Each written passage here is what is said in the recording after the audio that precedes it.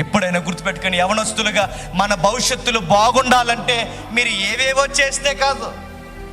మొట్టమొదటి క్రైస్తవ బిడ్డలుగా నా తల్లిదండ్రులకి నేను గౌరవించడం నేర్చుకోవాలి. నా తల్లిదండ్రుల మధ్య గౌరవంగా నడవాలి. ఇది ఎక్కడ పెట్టా ప్రభు అంటే 10 ఆజ్ఞలలోనే పెట్టాడట. ఒక రైటర్ మంచి మాట అన్నాడు, ఇశ్రాయేలు ఐగుప్తు నుంచి వాగ్దాన భూభాగానికి అలా నడిచి వెళ్ళిపోతున్నప్పుడు అన్యజనులందరూ వారిని చూస్తూ ఉండగా, ఎవరబ్బా ఈ వృద్ధుల్ని ఇలా కూడా పెట్టుకున్నంత గౌరవంగా తీసుకెళ్తున్నారని పబ్లిక్ మాట్లాడుకున్నప్పుడు పబ్లిక్ వచ్చే ఆన్సర్ ఏంటో తెలుసా? వారి ఇశ్రాయేలీలు రా అని చెప్పుకోవాలి. ఇశ్రాయేలీలు వృద్ధుల్ని నిర్లక్ష్యం చేయరంటే చెయ్యరు. ఎందుకు చేయరు? ఆ దేవుడు అన్నాడట, ఆ తల్లిదండ్రుల్ని గౌరవించమని. వృద్ధాప్యంలో గుర్తుపెట్టుకున్న తల్లిదండ్రుల్ని దయచేసి నిర్లక్ష్యం చేయకండి. వారిని మనం ఎంత ప్రేమిస్తే మన బతుకులు అంత బాగుంటాయి. వారిని ఎంత జాగ్రత్తగా చూసుకుంటే మన బతుకులు అంత బాగుంటాయి.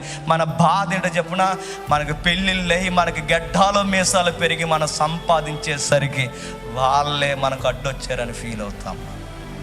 వాళ్ళే మనకు అడ్డుగా ఫీల్ అవుతాం. వారిని ఎప్పుడు తొలగించుకోవాలని చూస్తాం. వారిని ఎలా పక్కన పెట్ట, అది వాళ్ళ ఆయుష్కే కాదు, నీ ఆయుష్కి కూడా మంచిది కాదు. తల్లిదండ్రులను బాధ పెట్టినవాడు, తల్లిదండ్రులని ఇబ్బంది పెట్టినవాడు, తల్లిని తండ్రిని బాధకు గురి చేసిన వాని ఆత్మ హఠాత్తుగా ఆరిపోతుంది.